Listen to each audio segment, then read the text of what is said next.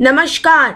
गिरफ्तार के बाद सैफ अली खान के हमलावर और बांग्लादेशी नागरिक मोहम्मद शरीफुल इस्लाम ने अवैध तरीके से भारत आने की बात कही है। यह भी सामने आ रहा है कि शरीफुल इस्लाम ने गुनाह कबूल कर लिया है।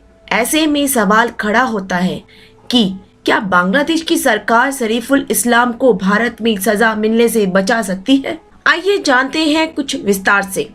अब मोहम्मद शरीफुल के पिता मोहम्मद राहुल अमीन ने कहा है कि वो अपने बेटे को बचाने के लिए डिप्लोमेटिक तरीके का इस्तेमाल करेंगे।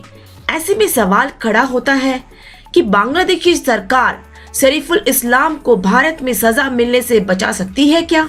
आइए जानते हैं कि लोकतांत्रिक देश की भारत का कानून यहाँ पर किसी पर एक समान रूप से लागू होता है कि नहीं, भले ही वो विदेशी हो या ना हो। हालांकि कुछ मामलों में विदेशियों को छूट जरूर मिलती है।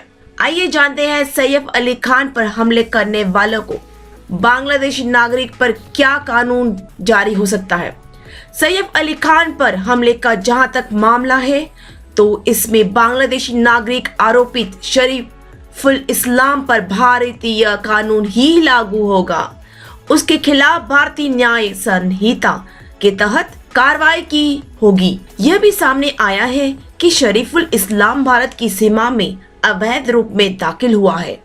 इस मामले में भी उस पर भारतीय न्याय संहिता के तहत कार्रवाई हो सकती है। यह भी कहा जा रहा है कि इसके बाद जहां तक बात बांग्लादेशी नागरिक को बांग्लादेश की सरकार द्वारा बचाने की बात है तो इस बात पर निर्भर करता है कि दोनों देशों के बीच किस प्रकार की संधि है। आमतौर पर अलग अलग देशों के बीच एक दूसरे के देश में अपराध करने वाले और भागकर दूसरे देश में जाकर छिपने वाले अपराधियों के प्रत्यर्पण के लिए संधि होती है। भारत ने भी ऐसे कई देशों के साथ प्रत्यर्पण संधि कर रखी है। इन देशों में बांग्लादेश का नाम भी शामिल है। इसके तहत अपने यह अपराध कर फरार हुए अपराधियों को दोनों देश एक दूसरे को सौंपने के लिए सहमति जताते हैं। इसके बाद उनका प्रत्यर्पण होता है। लेकिन सैफ पर हमले का मामला और भारत में अवैध रूप से घुसने का मामला अलग है। शरीफुल इस्लाम ने भारत में अपराध किया है और भारतीय कानून के तहत उस पर कार्रवाई हो रही है। अगर वो बांग्लादेश में अपराध कर भागकर भारत आया होता तो बांग्लादेश की सरकार का प्रत्यर्पण का दावा मजबूत होता। सैफ पर हमले के मामले में बांग्लादेश अगर शरीफुल इस्लाम के प्रत्यर्पण की मांग करता भी है तो भारत नकार सकता है। यह पूरी तरह से भारत पर निर्भर होगा कि वह आरोपित को सौंपता है या अपने कानून के तहत अपनी अदालत में उस पर मुकदमा चलाता है। सुप्रीम कोर्ट के एडवोकेट अश्विनी कुमार दुबे के मुताबिक भारत और बांग्लादेश प्रत्यर्पण संधि के तहत एक दूसरे को अपने देश में हुए अपराधों के लिए फरार अपराधियों को सौंपने के लिए सहमत होते हैं। अपने देश में अपराध करने के बाद पकड़े गए अपराधी को सौंपने के लिए यदि बांग्लादेश अपने नागरिक के प्रत्यर्पण की मांग उठाता भी है तो यह भारत पर ही निर्भर करता है कि वो उस आरोपित को सौंपता है अथवा नहीं।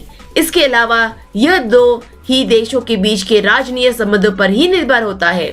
डियर व्यूअर्स, क्या आप जानते हैं विदेशी नागरिकों को लेकर एक और कानून है, राजनयिक प्रतीक्षा कानून। यह एक अंतर्राष्ट्रीय कानून है। इस कानून के तहत दूसरे देश के राजनयिकों और नेताओं को किसी भी देश में प्रतीक्षा मिली होती है। इसका उद्देश्य अलग अलग देशों में राजनयिक संबंध मजबूत करना है। इसके उद्देश्य अलग अलग देशों में राजनयिक संबंध मजबूत करना है। इसलिए राजनयिक प्रतीक्षा कानून के तहत किसी देश के राजनयिकों और नेताओं को किसी मेजबान देश में गिरफ्तार नहीं किया जा सकता। इसके अलावा उनके निवास स्थान की तलाशी भी नहीं ली जा सकती है। डियर व्यूअर्स, आशा करती हूँ कि ये न्यूज आपको अच्छी लगी। Please subscribe my channel.